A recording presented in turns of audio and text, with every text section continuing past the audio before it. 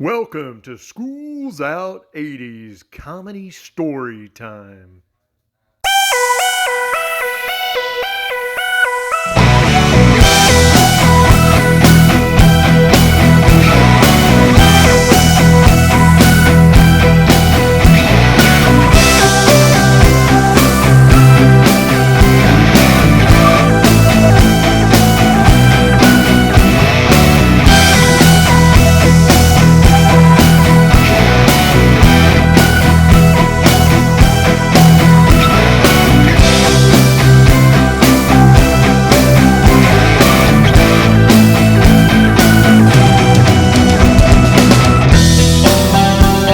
Hey everybody, welcome to School's Out 80s Comedy Story Time. Got a really special guest here this month, coming to us all the way from St. Louis, Jeff the Wonder Man Wunderlich. Say hello to everybody at School's Out 80s. Hey everybody, really happy to be here. Looking forward to the conversation, John. Absolutely, man. We're going to keep this train going on down the track, and we're going to have as much damn fun is allowed. But Jeff, man, before bringing you on, and just so everybody knows that, so Jeff and I went to college together. We were in a fraternity together, so we got a lot of really good stories to tell you about that. But before we kick that off, Jeff, man, take me back to when you were in high school in the 80s. What year was that? Let's see. I graduated high school in '87, so it was right in the wheelhouse for me as far as during the '80s. And looking back, things are vastly different than they are now, for sure. And quite frankly, I'm not sure how I survived that whole decade without nearly killing myself. So it was interesting times, to say the least. You are not alone, my friend. You are not alone. So when you were in high school in '87, where were you going to high school at the time? I was in St. Louis in what is now Wildwood, but Chesterfield. Went to a high school called Lafayette Senior High. And, okay. Yeah, my kids actually go there now as well. So it's kind of cool. Nice.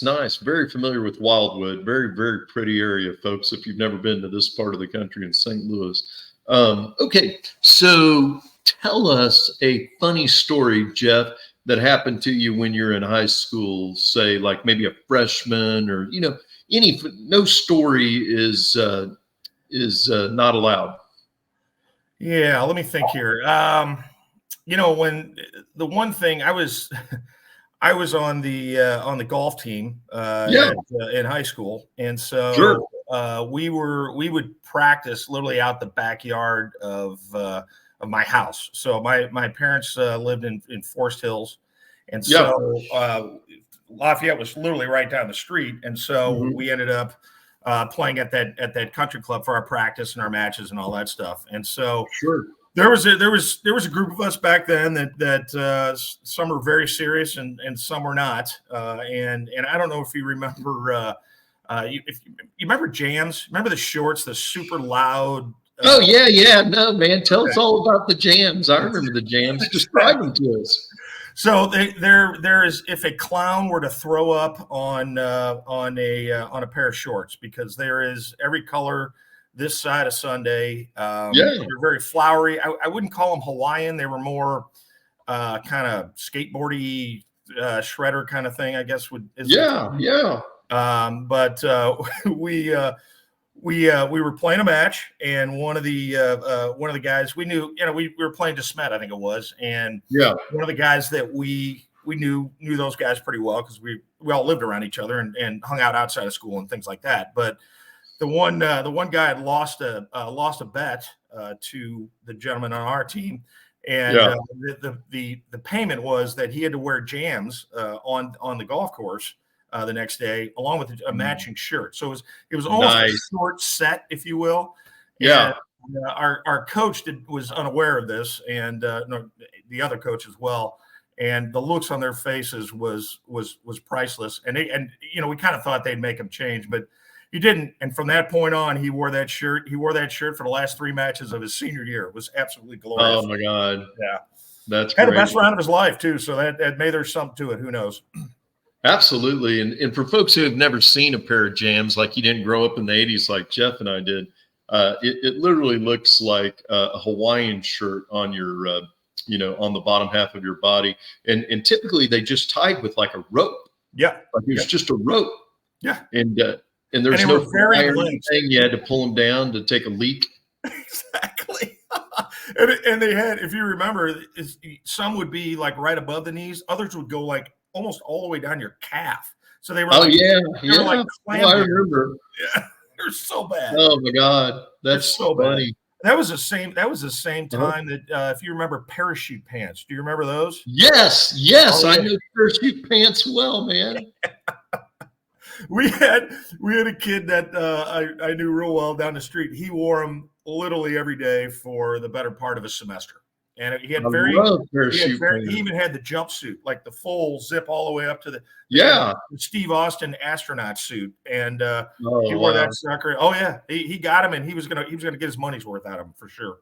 That's awesome. You know, there are a lot of like 80s songs out now, and they take a nod and they talk about parachute pants. Oh, but I definitely had parachute pants. It was like the cool precursor to cargo pants, because if you remember, they had all the zippers all over them, and it was that kind of that ripstop material, I guess they were odd. They were very, very. I never owned a pair, but they were odd. No worries. Hey Jeff, when you were on the golf team, particularly in high school. Sure. So I know you mentioned about the jams, but anything else funny happened like in a golf tournament? Also, like a bunch of my friends that were golfers in my high school, they used to like stack beers in the back of their golf bag while they were practicing. Any of those kind of shenanigans go on?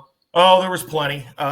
You know, there were guys that would, especially on the practice rounds, when you were in the actual matches and stuff, you couldn't really get away with that stuff. But there was some liberties taken, to say the least. There was a lot liberties taken. Yeah, there was some betting that would go on. That was always fun. And there was interesting stories. We had one. I remember we were in a practice round. It was actually at State down in Columbia. Okay. Or at A.L. Gustin Golf Course, which you're familiar with, which was very familiar out there. Was the university's own golf course, actually by the Alumni Center. Pretty famous golf course, actually. It's been there forever. It is hilly. It'll wear you out walking. I've played it. But when we were out there in a doing our qualifying, so we had to do a qualifying every week when we were at Mizzou. And so high school was very similar. So they would determine who was going to play. Typically, you had the first four, but the last spot was always out there. And so very similar to college, we do a qualifying. So we're doing this qualifying and trying to figure out who's going to play in the actual state the following week. And so we're at the course. We're out walking around, and this stray dog's walking around. It literally stole everything of the one individual we were playing with. Chuck was his name. Stole everything out of his bag. And this guy was notorious for bringing snacks. So he had crackers, remember the peanut butter crackers stuff. He had his bag stuffed with that stuff. Right. So this dog got a whiff of it and was just periodically picking off, all the snacks. So by the time he realized what was going on, we just thought the dog was following us around. It had literally cleaned out his entire bag. And that's hilarious. Bit into a he had a soda can in there, so it literally made the entire bag of his covered in. It was disgusting. There was the dog was tearing it up. We had the state trips were always crazy. We were supposed to be in bed by midnight, and most of us were sneaking out, screwing around down in Columbia. Just your standard high school shenanigans kind of thing. They were chaperones, so you couldn't get too crazy with it, but they were fun times. Yeah, I like that about the dog just getting in there, and one at a time, and he was stealthy. He was like a ninja. It was crazy. That's funny, man. I love it. Okay, so back in high school, I know when you think about it, I'm sure you were dating a bunch, but did you ever get set up by like a girlfriend on a blind date? Yeah, I definitely had that happen once or twice. I quite frankly, my friends were very poor at that skill of setting people up. Didn't have much luck with it. It's crazy. Yeah. Anything funny happen when you're on the blind date, or? I got the yes no version once. I got set up and just was trying to have a conversation, and all I get are the deadpan yes, no, nothing further. It was like those were the only two words she knew, and it was painful to say the least. And when I say painful, yes. it was agonizing because it was like pulling teeth, and I was getting no results at all. It was crazy. Right. The dreaded blind date. They're terrible. They're awful. I know. I got set up a lot in Dallas, and man. Oh, I had before I met my lovely wife. I got set up with a buddy of mine. Set me up with somebody who was significantly younger than me, and I remember sitting in the having dinner and thinking to myself, my ears are going to, because I couldn't. The conversation was, when you're talking about a 10 or 15 year difference, it's insane. It literally, there's nothing to talk about. Nothing that coincides with that other individual, and it was. I'm like, I think my ears are going to bleed, or I'm going to shove a fork in my eye because this is just painful. And I just never enjoyed them. I mean, I look back and chuckle on a few of them, but it's not. It's a risk. Let's put it this way: it's a bit of it is a risk. Throwing a dart on the dartboard. There you go. Absolutely. Okay, so we're in high school, and you're in St. Louis, so you got a lot of opportunities to go see some rock bands. Yep. In the 80s, tell me one of the concerts you went and saw when you were in high school. My very first concert was Van Halen, 1984. I love it. Yeah. I was 15, and I remember I went with there was four of us that went. My buddy's dad took us down there, dropped us off in the back of this was at the Checkerdome, so this was the old barn. And so we got in there, and I remember just being kind of in awe. One, I was overwhelmed by the ganja smell that was wafting throughout the building. The wacky green stuff has a very skunky smell. It's something. And so that was the first time I'd ever even smelled it, or I was 15. Right. I was naive. I was very sheltered at that time. That was just coming out of David Lee Roth's dressing room. That's all you were smelling. It's probably right. We were kind of by, they had the mixer board in the center of the floor. Yeah. And we were kind of down. Now, keep in mind, I was a 15-year-old boy. And were you on the floor for 1984? We were on, I think we were 7 rows up from the floor. So we had good seats. Oh my God. Yeah, they were really good seats. But we had they had the like the David Lee Roth gals that were dancing up at the thing, and there might have been some wardrobe malfunctions at times. So think of 4 15-year-olds sitting there with their chins hitting the floor, going, it's the first time any of us, we're 15. Oh yeah. I mean, it's like it's best. I remember coming home. My dad said, "Hey, how was it?" I go, "It was great." And he goes, "See anything crazy?" And I said, "Well," and he said. I can see that happening, and of course, my mom is just shaking her head like, "What is wrong with you boys?" But oh man, that's it was unbelievable. I think I threw away that concert T-shirt, which hasn't fit me in 30 years. About 5-6 years ago, I found it kind of torn up. Oh wow! Yeah. So you saw the 1984 concert. Yep.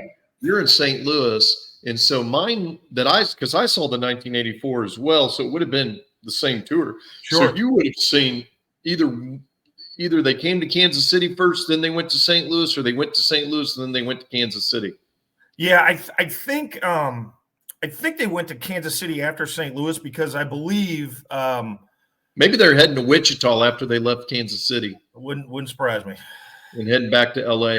That was an amazing concert. I mean, I again, it's my first concert I've ever been to.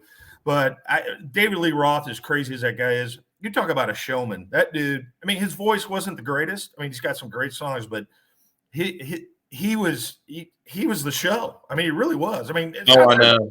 He was something. I mean, and quite frankly, I think the music was probably a little better, different with Hagar, because I think Hagar has a better voice. Right.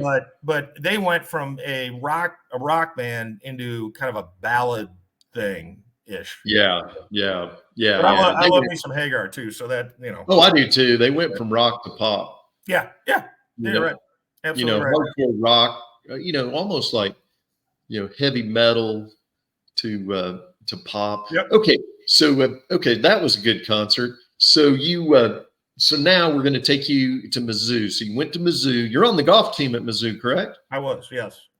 And you were in my fraternity, our fraternity, not my fraternity, our fraternity. Yep. And so now tell us some funny stories from your fraternity days back in the day, Jeff. Oh God, there's so many to start with. The one that always comes to mind is Fiji Island, as you remember it, for anybody that brag it a little bit, because not everybody's going to know what Fiji Island was. Yeah. So every year, and it was in the fall. Yeah. Was it in the fall? Yeah, it was in the fall. Every year we had this huge. It was an 8-way, as I recall. So we had 4 sororities, 4 fraternities. The pledge class, the fall pledge class, would go out. Which meant that these people helped us pay for it. Yeah, exactly. There's no doubt. That's what it means. Yeah, no doubt. And it was a 2-day, it was a whole weekend event. There was so how it was set up was, I believe, Friday night was the 8-way. So you had 4 fraternities, 4 sororities together, and nobody else. I mean, you had some stragglers getting in, but primarily it was that demographic, that population. Just a big party. Yeah, big party. And so in preparation for that, because it was the biggest party on campus without a doubt. Yeah. We did, the pledges would go out to some alumni's property and clear trees. And when I say trees, I'm talking 6-inch round, maybe up to 8 or so, and would construct a wall similar to the King Kong wall in the movie King Kong. Yes, that went around. I'm trying to get a picture from my pictures to share, so people got an idea what we're talking about. Yeah, it's amazing, and we had engineering folks there. So my freshman year, they still did the towers in the corners. So yeah, we had 2 towers that were, I don't know, probably 35 feet up. I mean, they were decent. And then on the inside of that wall of logs that were lashed together was a kind of a walkway that went around. In fact, John, you and I and Drew Jones have a picture sitting on that wall. I know. I still have that party pic somewhere around the house. Yeah. So you came in, and then the front of our house had a big like patio that we used to sit out in front of during the day. Well, we'd get a band that came in, and their name is escaping me. Who was that band that we'd bring in? We had them every year. It was like Otis Day and the Nights, but it wasn't Otis Day and the Nights. I don't remember the name of the band. They were amazing, though. Amazing. Yeah, but we had sand all over the foyer area, leading all the way out, so it was like a beach. It was. And then we had a swimming pool that we built, a freestanding swimming pool with a waterfall coming off the house that changed directions. Yeah, this was a small affair. You had to come out of Kennedy's room upstairs. You remember that was where his where you went out through his window to get onto the roof, and there were guys sliding off the roof down into the hot tub. Did you do that? Did you jump off the house into the pool? I do not like heights, so that's a hard no for me. So okay, I did it, and I hate heights. I have no idea why I did it, but I did it at least twice. Oh my God! And it's got to be the dumbest thing, because we're talking a very shallow pool. Yeah, on a concrete slab. Yeah. I mean, like, you couldn't think more dangerous. And to give you an idea how much money we were willing to, like, all we had was like really thick plastic to make the liner of the pool. Yep. Over railroad ties. Railroad ties, I think. The thing was put together with railroad ties. Yep. And then we used Clorox. Yep. Clorox. Right. It was a very specific mix. So you could ruin your clothes jumping in that bad boy, and it stunk of Clorox. So like, it stunk of Clorox. Yeah, it smelled like a pool that just got shocked, and it didn't go away. And you're right, because I remember some folks got splashed when somebody went off the roof, and by the end of the night they had little like pale spots all over their clothes. Oh my gosh! That was in the water. What was the other thing? What a fun that was! And the band was insane. I think we went through. It had to be like 100 kegs. I remember that it was. Oh yeah, they're out of, I think they were out of like Nashville or something. They were like an expensive. Oh yeah. Band. Yeah, it was very talented bass player, by the way. It was the best the best party of the year. You know, Big Day Bash was big, but they got rid of that after my freshman year because they had that problem downtown in Greektown where they got yeah. And I think they kind of played like not hip hop, like kind of funkadelic. It was funkadelic, and it was.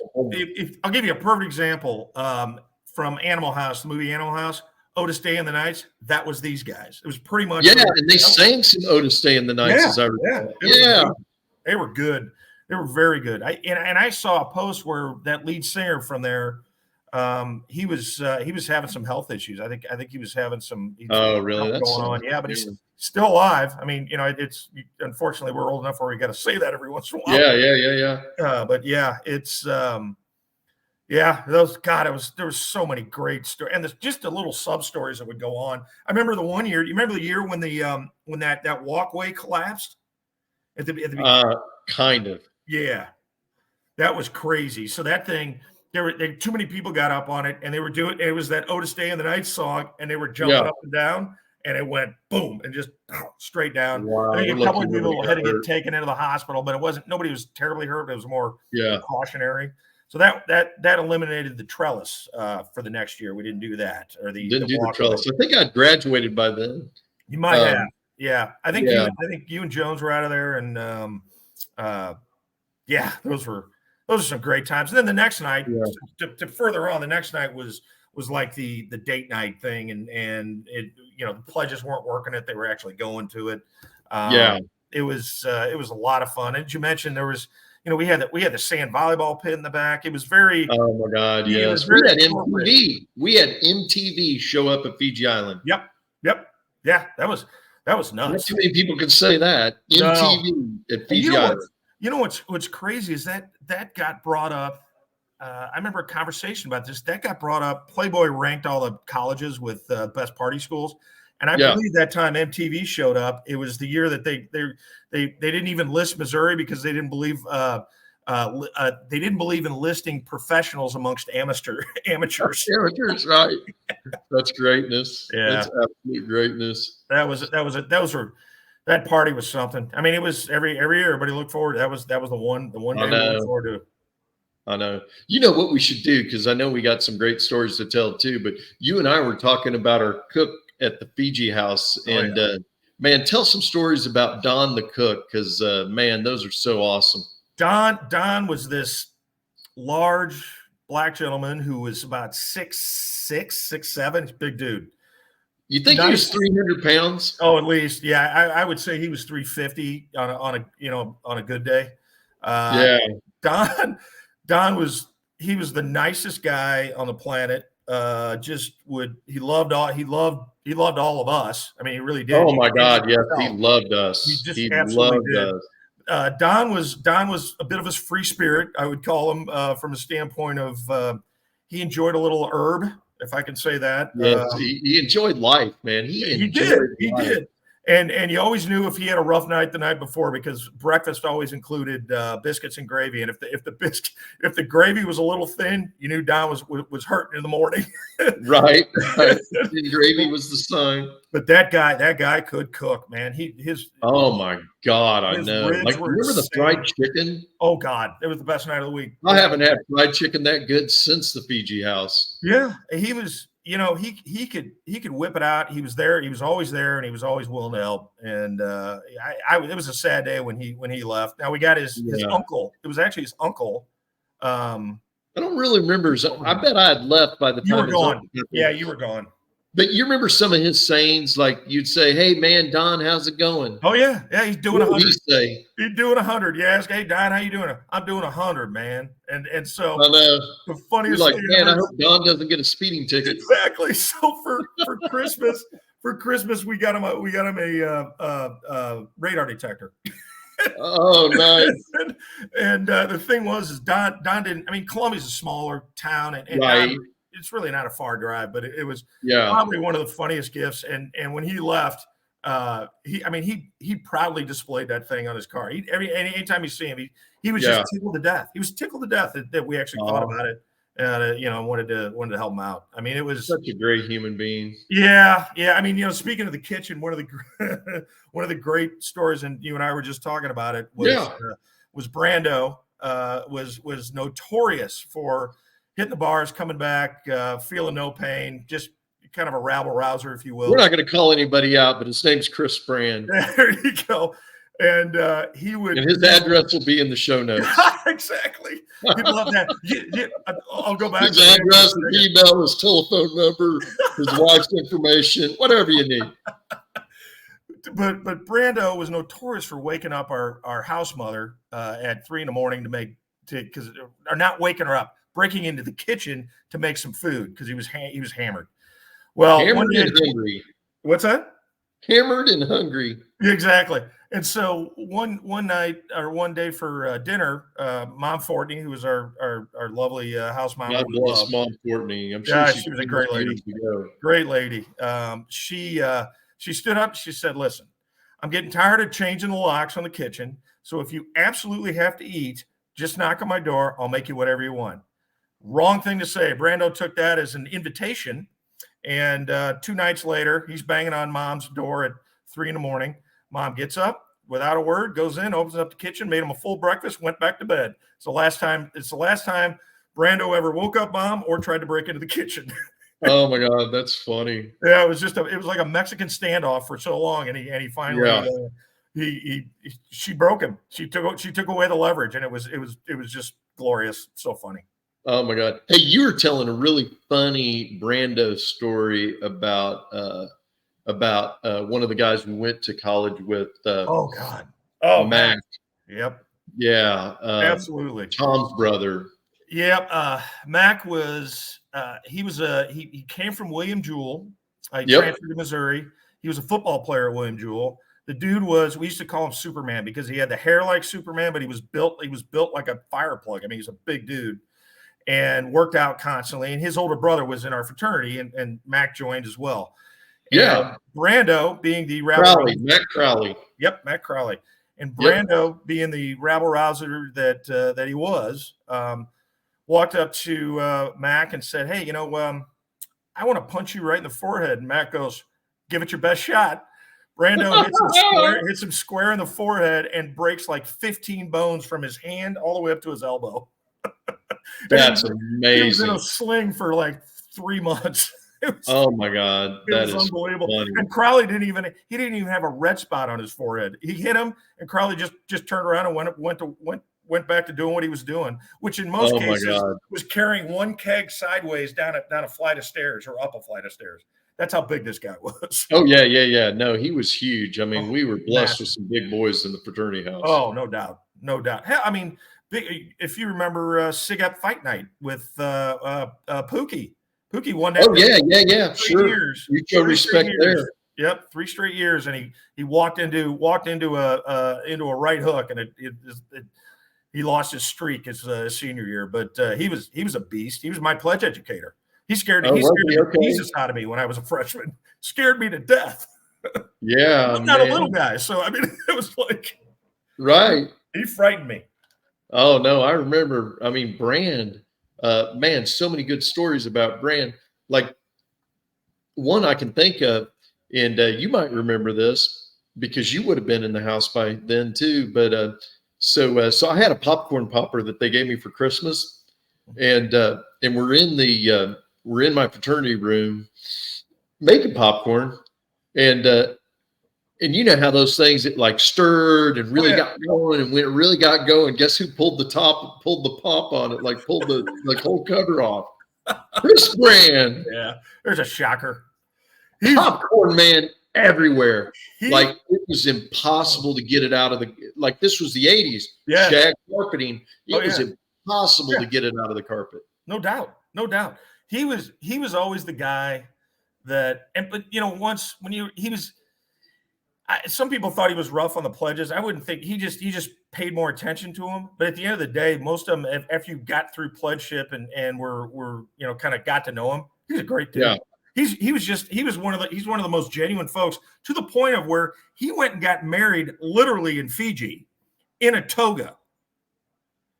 I believe it, but I didn't know that. But Yeah, yeah, he no, I know did. he's He had a did. very eclectic life since college. He has. I mean, one of the best stories about him is he goes out to what is the Thunderbird out in Arizona, the business school out there. I think it's called Thunderbird Yeah, yeah, to University. get his master's. So he wants to get his master's, and he couldn't get in. Okay, so he didn't get accepted. So he picks out a class schedule, starts going to class, aces everything. When they at the end of the semester they go, I don't have you on the roster. He goes, yeah, but what's my grade? He got straight A's all the way through. It's the greatest. I I mean, did not know that. I knew. genius. Interesting. Yeah, I had no idea how smart he was, Yeah, but that's interesting though. Wow, yeah. that's cool. Good dude for sure. A lot of good dudes. Absolutely. A lot of good dudes. We were fortunate. We had a really Yes, good we did. mix of folks. Yes, we did. Hey, and you were telling me some stories too, Jeff. Some funny ones because, like, you spent a lot of time, I guess, back in the day watching SNL Saturday Night Live. Oh yeah. Tell us some of your favorite episodes from Saturday Night Live back in the 80s, even if it's not the 80s, just your favorite episodes. There's so many. I grew up as I can remember being a kid, and when I was 10, and SNL was on, and we'd stay at our buddies' houses and things like that, and it was staying on. We couldn't wait till Saturday because SNL was on at 10:30. It was just glorious. And so some of the ones that I remember, I mean the Eddie Murphy one where he's playing James Brown in a hot tub. So it was a hot tub time with James Brown. And I'm gonna have to stream that one. I'm sure I saw it, but I've slept since then. You have got to. He's wearing a Speedo. He has he's got the big hair, and he's singing James Brown, and it brings me to tears every time I watch it. Oh my God, I got to watch that. It is, and it's like he's got the guys with him who are like, he'll ask a question, they'd answer. Is it hot? Yeah. Is it wet? Yeah. Make you sweat? Yeah. that kind of thing. And I love it. It's glorious. The old Joe Piscopo days were just amazing. He played one of his best characters was Frank Sinatra. Without a doubt, Frank Sinatra. Oh, yes. I remember him playing Frank. And he did a skit with Eddie Murphy where it was Frank Sinatra and Stevie Wonder. It's one of the all-time best. It's oh my God, I got to watch that. Yeah, absolutely a scream. You want to stream these old SNLs. Oh my God. And we were talking about the Chris Farley one too. Oh. Tell everybody about the Chris Farley one. So Chris Farley had a character, and his name was it Mick? It was Foley. I can't remember his first name. Man, you're good. It was Foley, but Foley, I had not remembered that until you just said that. But essentially, he's a motivational speaker that people would bring in to either motivate them. In this case, it was their kids, who at the time it was David Spade and Christine Applegate, I believe, were the two. You're right. Yeah, and he gets all up into them, trying to get them to kind of make something out of their lives, and it always ended. There were two finishes. He'd get into a rant, and he'd always finish with and live in a van down by the river. Yep. And then something in the scene would get broken. He'd either fall on the coffee table, shatter it, knock over the couch, whatever it was.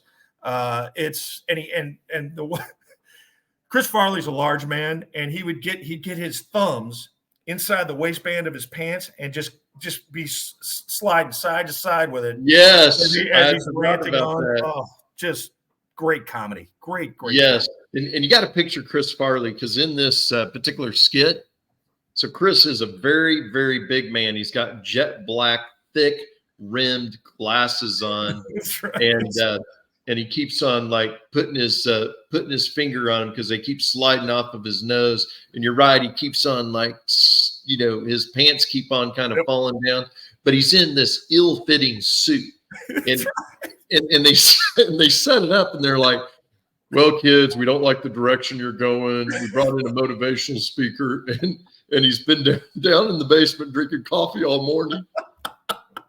And you're picturing this, like, guy's going to come up. He's going to be like all athletic in an athletic suit. And instead you got Chris Farley in an ill-fitting suit with like a leisure sports jacket on, with a shirt that's way too small for him, and a tie, and none of it fits. and he's like the epitome of non-success.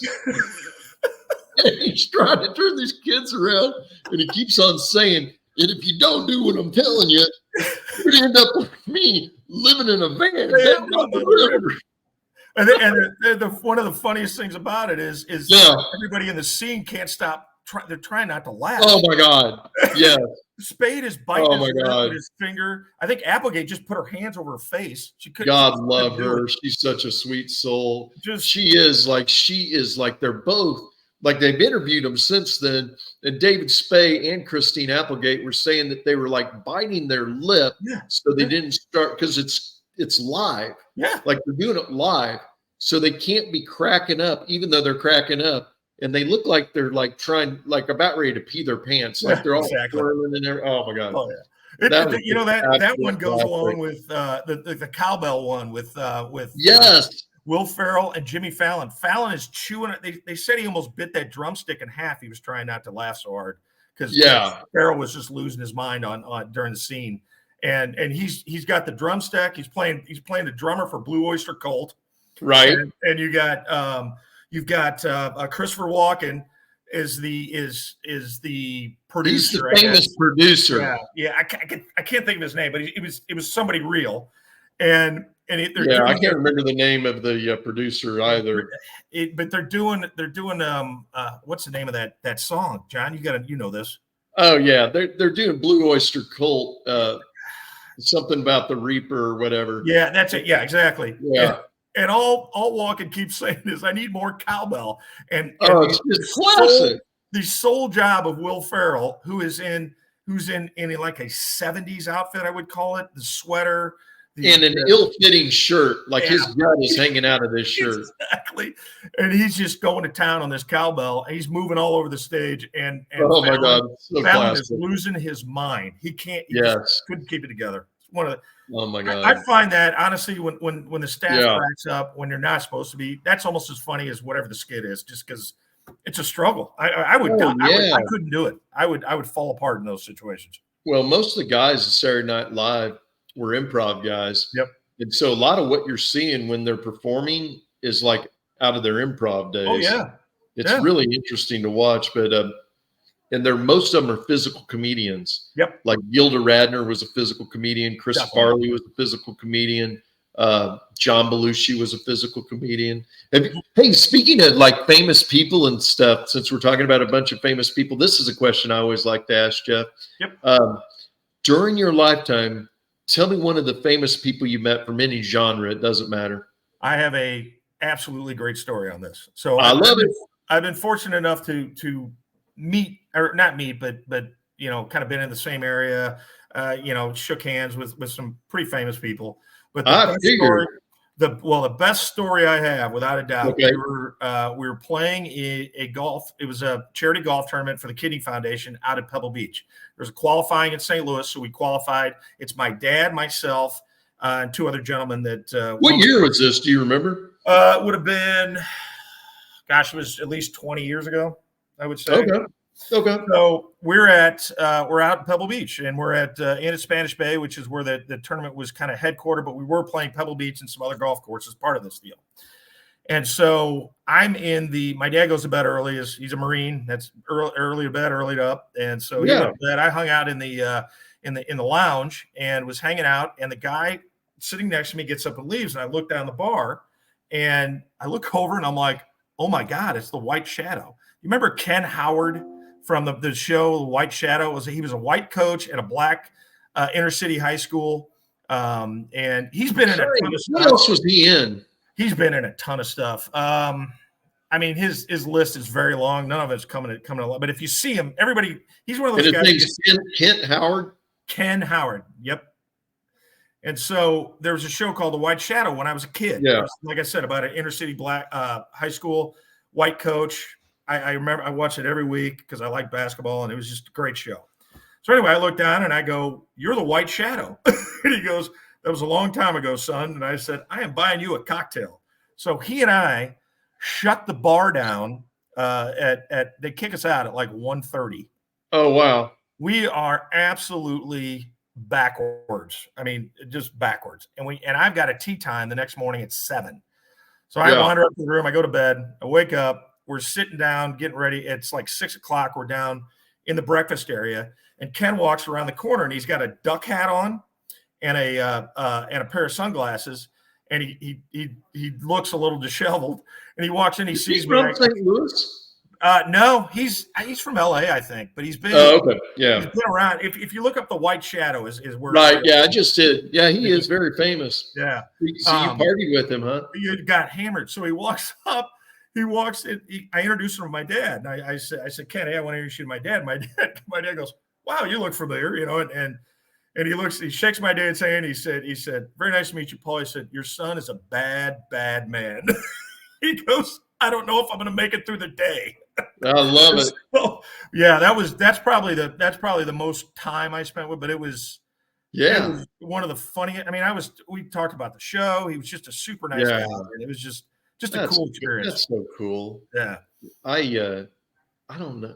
Like I recently met some famous drummers because we're involved in a drum charity in Dallas for breast cancer. Mm-hmm. And I met the guy that plays drums on The Voice, and I met and he used to play drums for Paul Stanley of Kiss. Really? Yeah. And man, he was telling some good stories. But I'm curious, in your golf outings and things like that, have you met like anybody from the music business in St. Louis? I did meet Darius Rucker once. That was kind of cool. Okay. He was good friends with Jay Randolph, who's here and who God rest his soul, he recently passed away, but he was a big golf figure here in town, and he went to college with Rucker and had him in town for an event. So I got to meet him for a few minutes. There's some good bands from here. There's some obscure stuff. We have a great Pink Floyd cover band. They're outstanding. El Monstero is who they are, and they hold 4 or 5 concerts right around the holidays every year. It's awesome. And then they'll do one down at the Jefferson Barracks, and they actually fly in. They actually have a chopper, like a military chopper, come in as part of the show, and so it's they're pretty cool. I used to go see Chuck Berry all the time in town before he passed away. There you go. Did you ever get to meet Chuck? I mean, I know he stuck around. We were able to meet him. I met his son. I think he passed away. Gosh, probably 2 months after I'd seen the last show I saw him. Oh my God, that is so cool, bro. He was amazing, and they do it at Blueberry Hill, which is Del Mar. Is there's a lot of music venues down there. And what's your favorite Chuck Berry song? Hail, Hail. What is it? Hail, Hail, Rock and Roll. Johnny Be Good. I mean, he's done. I mean, he's the king. I mean, the Beatles love Chuck Berry. So you know what my favorite Chuck Berry song is? What? Run, Run, Rudolph at Christmas Without time. a doubt. Yeah, no doubt. Yeah. He's got me through so many Christmases. He cranked that out. He cranked that out in July every once in a while. And Chuck wasn't totally, I mean, towards the end he was declining. I know we went to one. He comes out, he did 2 songs and just said, all right, I'm done. He walked out the backstage. His son went back and got him. He goes, oh, I'm not done yet. And so he kept going. But he played at Blueberry Hill the 3rd Thursday of the month is what it was. Every month. Yeah, that's pretty neat. Yeah, and he really got such a great history of stuff. Yeah, it's a cool. That Blueberry Hill has a big giant bronze statue of him out front. Wow. And, it's kind of cool. He's something. He was. I mean, I'm telling you, he forged more music for kind of where music went for. Just incredible. Man. Hey, Jeff, we're going to wrap this episode up, but man, it's been a blast. I feel like I've gotten to go back to the 80s, and it's a fun place to live. I'll tell you that. It really is. I can't thank you enough. I've really enjoyed kind of reminiscing this stuff. Dude. Yeah, it's a great time. Pleasure, man. Fun having you on. Hey, before we sign off, though, is there anything like, I mean, I know you got your gig and everything, but is there anything like you want to promote? Because I always give my guests a chance to promote anything they want to promote, either your business or your wife's business. Go right ahead. Absolutely. My wife, who is much smarter than I am, developed this hydration tracker for water bottles. So look up, it's drinkhh2o.com.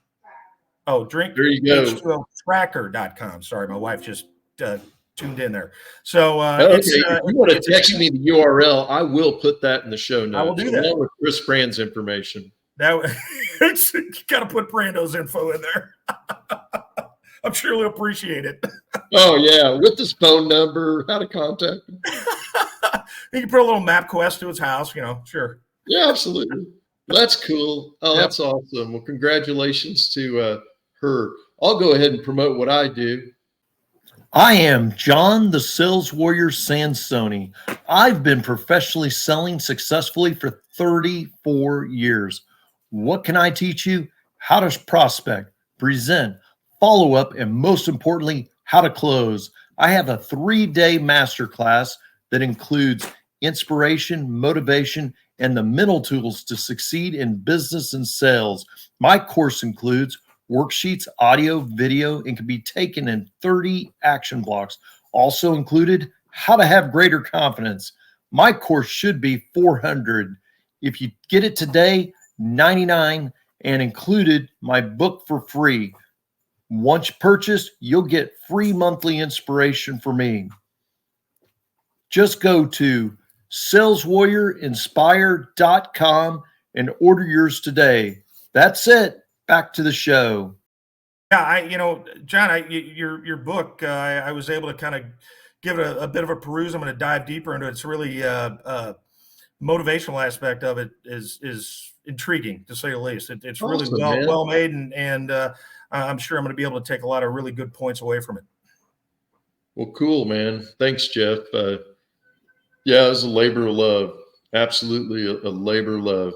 Dude, man, it has been great having you on the show, and always great just catching up. You coming into Dallas with your wife and just seeing us and everything. Want to have you out to the lake house to enjoy this little plot of heaven that we just embarked upon.